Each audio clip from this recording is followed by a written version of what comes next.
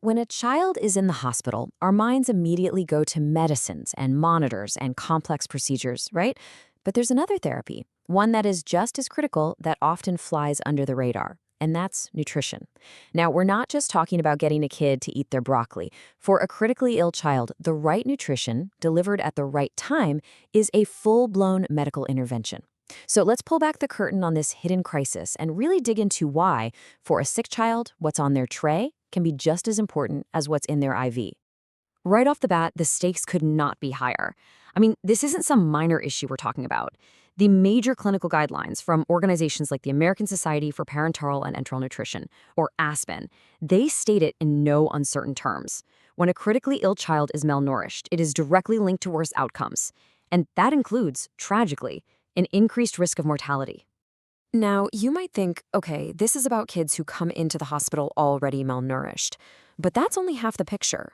A major study found that nearly a quarter of all pediatric patients, that's 24%, actually developed nutritional problems during their hospital stay. This has a name. It's called hospital-acquired malnutrition. And that really brings us to the core of this whole thing. This isn't just about a pre-existing condition. It's a crisis that can actually develop inside the very place that's supposed to make them better.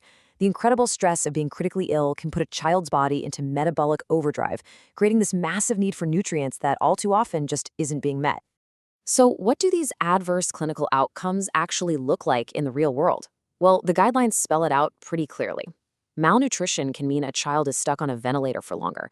It seriously increases their chance of picking up a new infection while they're in the hospital. And it leads to longer, tougher stays in both the ICU and the hospital in general. To put it simply, good nutrition isn't just about general health. It's a direct path to a faster, safer recovery. This right here is the heart of the matter. A critical illness places huge demands on a child's body, which, let's face it, has very limited reserves to begin with. So without proactive, aggressive nutritional support, a child can actually get sicker just from being in the hospital, no matter how healthy and well-fed they were before they walked through the doors. Okay, so how do we fight back against this? The answer is all about speed and strategy. The clinical guidelines are crystal clear. The battle against malnutrition has to start the second a child is admitted. There is a very real, very critical window of opportunity, and believe me, that clock starts ticking immediately. So the protocol itself is basically a 3-step race against that clock. First up, every single child should be screened for nutritional risk right when they're admitted. For any child flagged as at risk, a full detailed assessment has to happen within 48 hours. But it's not a one-and-done thing. Because a child's condition can change on a dime, their nutritional status has to be reevaluated every single week. All right, so once a child is identified as needing that extra support, the clinical team faces a really fundamental choice. You could call it the gut decision, because it is literally all about whether or not the gastrointestinal system can be used. And this choice, it determines the entire path their nutritional therapy is going to take. This nutrition support therapy really comes in 2 main flavors. You've got enteral nutrition, or EN, which uses a feeding tube to deliver all the nutrients directly into the gut. The other option is parenteral nutrition, or PN. This one bypasses the gut completely and delivers nutrition straight into the bloodstream through an IV. Now, the choice between these 2 paths, it all boils down to one simple principle.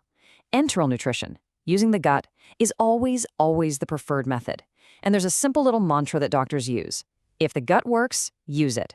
See, feeding the gut keeps it healthy and functioning, which is directly linked to better outcomes and way fewer complications, like infections. Parenteral nutrition is an amazing, life-saving therapy, for sure, but it's really reserved for those times when using the gut just isn't an option.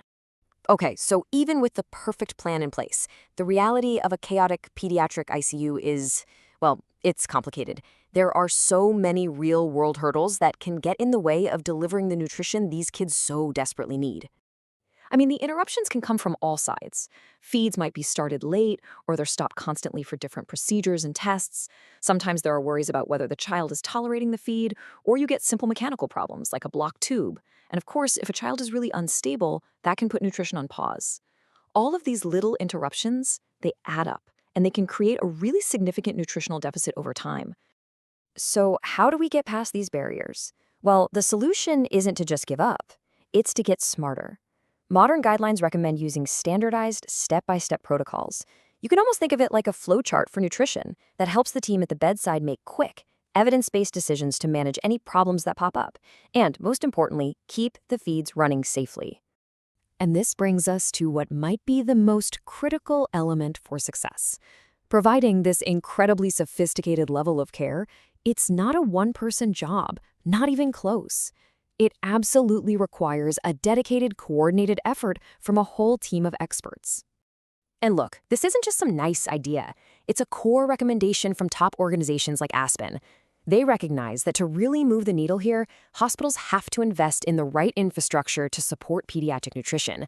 And that means creating a specialized nutrition support team.